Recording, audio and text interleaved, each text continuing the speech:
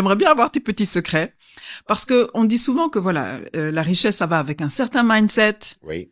Tu viens de dire que l'argent c'est quelque chose qui doit bouger, c'est pas quelque chose qu'on doit stocker quelque part, ça doit être investi, ça doit travailler. Donc quelles sont les bonnes pratiques que tu peux donner, les conseils que tu peux donner pour ceux qui aspirent à l'abondance financière et puis à la bonne gestion financière? D'abord, moi, je pense que pour tous les milliardaires, s'ils sont milliardaires, c'est qu'ils adorent l'argent. Déjà. Donc il faut aimer l'argent, Il vraiment. faut aimer l'argent. Ouais. Mais aimer l'argent, pas forcément pour l'argent, mais aimer réaliser des choses. C'est ce qu'ils te diront tous.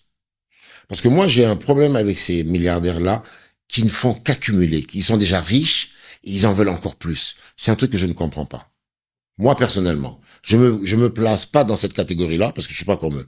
Quand je parle de milliardaires, je parle de milliardaires en devise, hein. Je parle pas des milliardaires en CFA, là. Hein. Je parle des milliardaires en devise. Okay. Comme il y en a beaucoup au Nigeria. Et comme on n'en a pas au Sénégal. On n'a pas de milliardaires en devise au Sénégal. J'ai remarqué, parce que j'en connais certains des milliardaires en euros. Et j'ai toujours ce discours avec eux. Je dis, mais je vous comprends pas. Vous êtes gaffés. Vous en avez déjà plein. Vous pouvez pas profiter de la vie. Vous avez 60 ans, là. Mais profitez de non. C'est-à-dire que, en fait, leur passion, c'est ça. C'est d'accumuler de Ils l'argent. vont être au bord de la piscine avec leur laptop en train de regarder des EBITDA, des tableaux, des projections, des trucs comme ça. Mais en fait, chacun est différent. Okay. C'est leur plaisir. Et je pense que pour être milliardaire en devise, il faut avoir cette passion de la réalisation, quoi. Mais je pense pas que ça soit pour l'argent. Je les crois un peu quand ils disent c'est pas trop l'argent. Parce qu'au bout d'un moment, que tu aies un milliard de dollars ou 2 milliards de dollars, qu'est-ce que tu vas faire? Ça change pas grand-chose. Oui. Ça change pas grand-chose. Ouais. Donc, c'est des gens, je pense, qui sont vraiment leur kiff, c'est dans la réalisation de projets qui évidemment résultent sur des milliards après dans leur caisse. Mais la réalisation de projets et l'accumulation de l'argent, ce sont vraiment deux choses différentes à mes yeux. Donc oui, mais eux, ils vont se défendre parce que moi, je les attaque. Hein. ah Je dis mais attends, et tu sais, à la limite, c'est pas des gens que j'aurais dans mon environnement parce que je les trouve ennuyants au bout d'un moment. ok. Des gens qui sont tout le temps en train de parler d'argent, de chiffres Ouais. et de projets. Ouais. Je te jure, ça me saoule très vite. Au bout d'un moment. Moi, dès que je sors de mon cadre de travail, je suis dans autre chose. Tu ne m'entendras jamais parler de mon boulot. Je sors du boulot, je ne parle plus de boulot.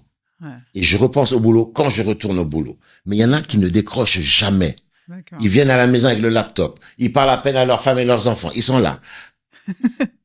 Mais chacun son truc, hein. C'est vrai que toi, tu t'intéresses à pas mal de choses, Mais notamment oui. l'art.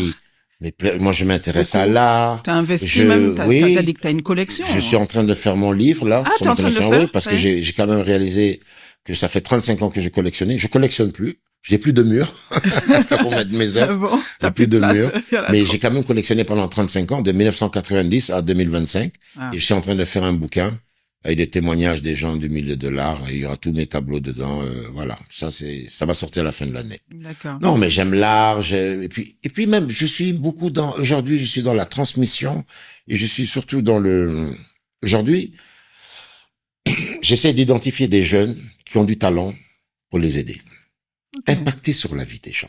D'accord. Moi, j'aimerais, quand je serai mort, qu'on puisse dire, ah, Omar. Ah, c'est Omar qui a fait de moi ce que je suis. Et j'ai commencé.